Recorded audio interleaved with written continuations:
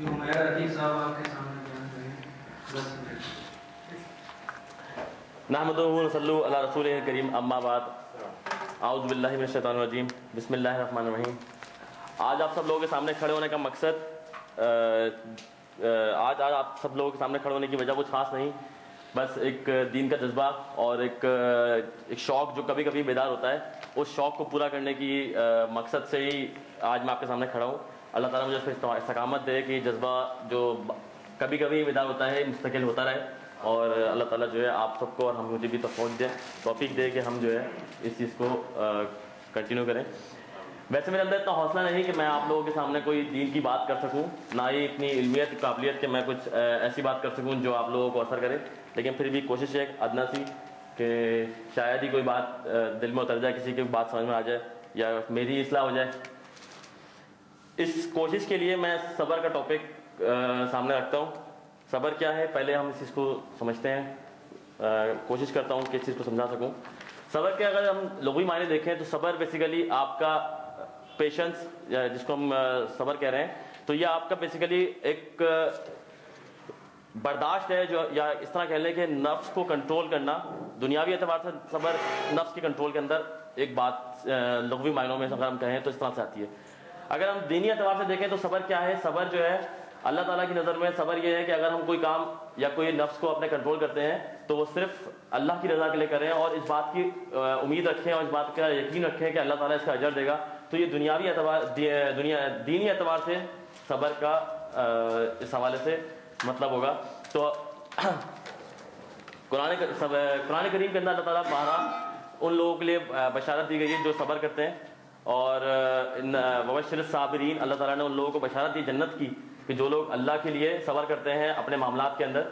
اس کے علاوہ کئی جگہوں پہ اللہ تعالیٰ نے تاکید کری ہے, ان اللہ مع صابرین, اللہ تعالیٰ صابرین کے ساتھ ہیں, یعنی کہ ان لوگوں کے ساتھ ہے جو صبر کرتے ہیں اور صبر کا دامن ہاتھ سے نہیں چھوڑتے.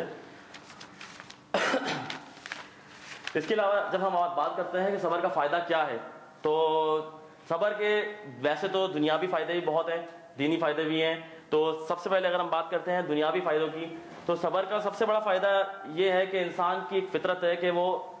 جو بھی اس کے ساتھ ایونٹ گزرتے جا رہے ہیں, جو بھی وہ واقعات گزرتے ہیں, اس کے حوالے سے وہ غموں کو اپنے اندر جمع کرنا شروع کر دیتا ہے. جیسے جیسے انسان کی زندگی گزرتی ہے وہ غموں کو اپنے اندر جمع کرتا ہے. اگر وہ صبر کا دامن ہاتھ میں رکھے تو اس کو سب سے بڑا فائدہ یہ ہوتا ہے کہ وہ غموں کو چھوڑنا شروع کر دیتا ہے. جیسے جیسے وہ غموں کو چھوڑتا ہے وہ اپنے ماضی کو بھولنا شروع کر دیتا ہے, اور جو اس کا پریزنٹ ہے یعنی کہ جو حال ہے وہ اس کے اندر فوکس کرتا ہے. تو انسان کی کامیابی کا راز دنیاوی اعتبار سے ہم سب باتیں کریں تو اس میں صرف اسی بات پہ ہے کہ انسان جو ہے وہ اپنی دنیاوی زندگی کے اندر پریزنٹ پہ فوکس کرے, پاس کو بھول جائے. پاس کو بھولنے کے لیے صبر سب سے امپورٹنٹ چیز ہے. یعنی کہ اگر ہم اس بات کو مختصر سمجھیں تو صبر وہ واحد چیز ہے جو انسان کو جو ہے پریزنٹ کے اندر رکھتی ہے, پاس سے نکالتی ہے. ابھی کچھ عرصے پہلے ایک سعد اللہ خان صاحب کی ورکشاپ نے اٹینڈ کی تھی, تو انہی کے توسط سے مجھے ایک بات پہنچی کہ پریزنٹ جو ہے اگر ہم اس کو فوکس کریں تو ہم شاید بہتر فیصلے کر سکتے ہیں. اس کی مثال اس طرح سمجھ لیں کہ ایک انسان ہے, اس کو کوئی ڈیسیجن لینا ہے, کوئی فیصلہ کرنا ہے, تو وہ اگر اپنے غموں کو اپنے دکھڑوں کو دل میں رکھ کے اور زبان میں رکھ کے سوچے تو وہ یقیناً جو ہے وہ کوئی اچھا فیصلہ نہیں کر پائے گا. لیکن اس کے برعکس اگر کوئی شخص جو ہے وہ اپنے غموں کو بھلائے اور بہتر چیز کی طرف آئے, اس چیز کی طرف آئے کہ کیا اب کرنا ہے, تو وہ بہتر فیصلہ کر سکتا ہے. انسان کی زندگی بیسیکلی ایک عام زندگی, کیونکہ چونکہ ہم بات کر رہے ہیں صبر کا فائدہ دنیاوی اعتبار سے, تو انسان کی زندگی دو چیزوں کی گرد گھوم رہی ہے. ایک ہے معاشی زندگی, ایک ہے گھریلو زندگی. تو گھریلو زندگی کی اگر ہم بات کرتے ہیں تو گھریلو زندگی کے اندر انسان جو ہے وہ بہت سارے رشتے ہیں, ناطے ہیں, میاں بیوی کا رشتہ ہے, ساس بہو کا رشتہ ہے, اور بھی انسان کے بھائی بھائی کے رشتے ہیں. تو اس کے اندر انسان دیکھتا یہ ہے کہ اگر وہ صبر کی طرف آتا ہے تو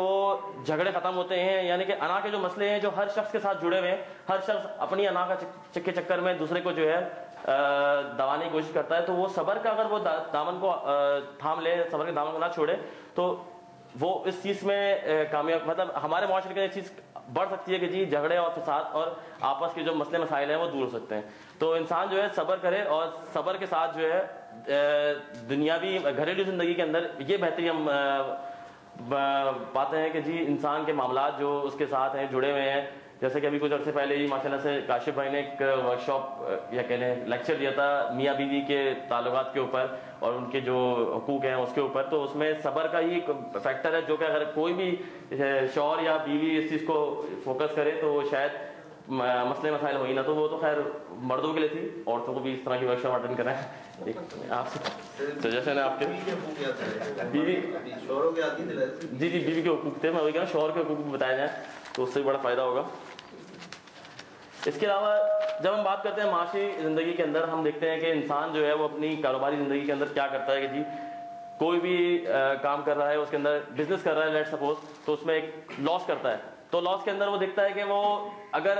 اپنے اوپر حاوی کر لے, غم لے لے, اس کا صبر نہ کرے, تو اس میں ہوتا یہ ہے کہ انسان جو ہے وہ آگے کام نہیں کر سکتا. یعنی کہ اگر ہم یہ سمجھیں کہ لاس